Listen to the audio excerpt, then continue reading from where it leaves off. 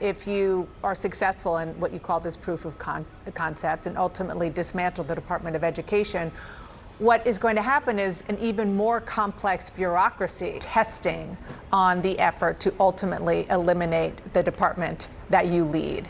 What does that actually mean for millions of families, particularly those raising children with disabilities or living in low-income communities? The department's core offices are not discretionary functions, they are foundational. Okay, so along with these accelerated attacks on food stamps, Trump is also speeding up his destruction of the Department of Education. So if you can, leave us a like on the video. We're trying to get to 30,000 subscribers. And let's get right into Dana Bash grilling Linda McMahon herself on just this. I know that you've said that you're doing some testing on the effort to ultimately eliminate the department that you lead. What does that actually mean, testing in practical terms? Well, Dana, thanks for having me today, and it's really great to speak with you. These are kind of first steps as we are looking to move some of the programs out of the Department of Education. What we're doing is proof of concept. In other words, we are taking some of the programs that are currently being handled at the Department of Education and moving them to different agencies. Right. What they want to do is dismantle the agency whose sole focus is on public education and higher education with grants and loans, where they have thousands of employees to focus on just that, because apparently to them, education isn't one of the most important things our government does.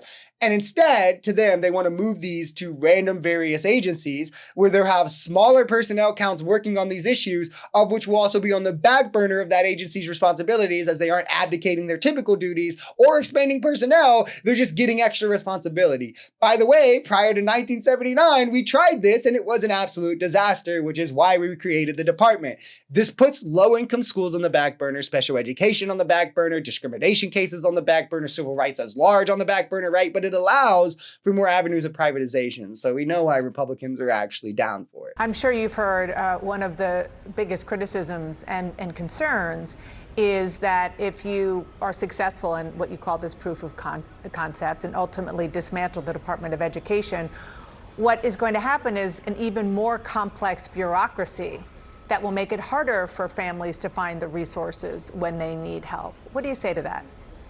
They will just go directly to the agency that is handling the particular issue that they are looking to get answers on. And I don't think it will be any more complex than than trying to get those answers from the Department of Education. I think they'll be better served because they will know exactly where the answers lie. This is insane, right? Because part of the point of the Department of Education is so families know exactly where to go to get the help they need, because it's all streamlined to one agency. Again, we experienced this before the Department of Education, and it was chaotic for families. This is one of the main reasons we created it. This would have to be, it would have them playing a guessing game. You have to find the right agency, then you have to hope they're not wrapped up in their usual work, and hope you have this and this and this, and it would lead to longer wait times, lower quality services. Again, things we literally saw when we didn't have the Department of Education. I mean, who thinks giving less people more responsibility somehow makes their output more efficient? Does that just make sense to anyone? I thought the capitalists are the ones that understand economics. It's all buzzwords and talking points from them to sell to their base what they want to do in a more digestible way, because it's really leaving special education behind, not enough profit in it, leaving low-income schools behind, not enough profit in it, don't want to spend money to ensure civil rights at school, not enough profit in it. That's what they're actually doing here. Your fellow Republican, Brian Fitzpatrick of Pennsylvania, is not happy about this. He released a statement which said, in part, quote, "The United States Congress created the U.S. Department of Education for very good reason, and for millions of families, particularly those raising children with disabilities or living in low-income communities, the department's core offices are not discretionary functions, they are foundational. They safeguard civil rights, expand opportunity, and ensure that every child in every community has the chance to learn, grow, and succeed on equal footing." And he went on to say, altering them without transparency or congressional oversight would pose real risks to the very students they were created to protect. I will not allow it, and I urge all of my colleagues to stand with me. What's your response to your colleague in the House? Well, certainly I think what I started out by telling you, we know we need congressional approval. That's why we're doing these proof of concepts.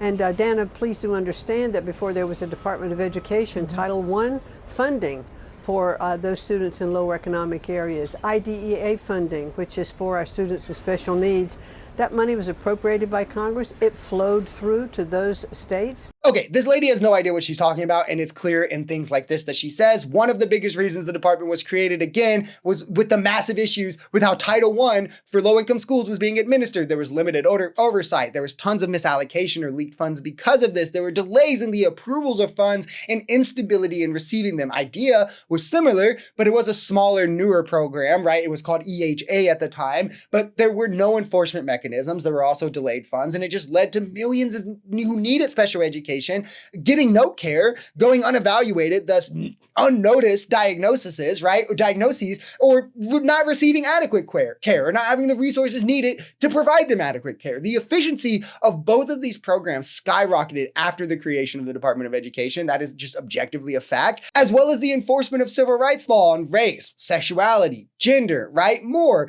These are all the backbones of education that millions of vulnerable families rely on to receive adequate education. This will be less efficient if the department is destroyed.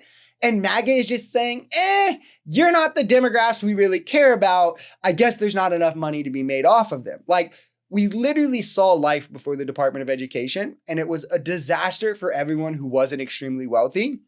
And these people want to take us back to it in hopes that you forgot or don't know.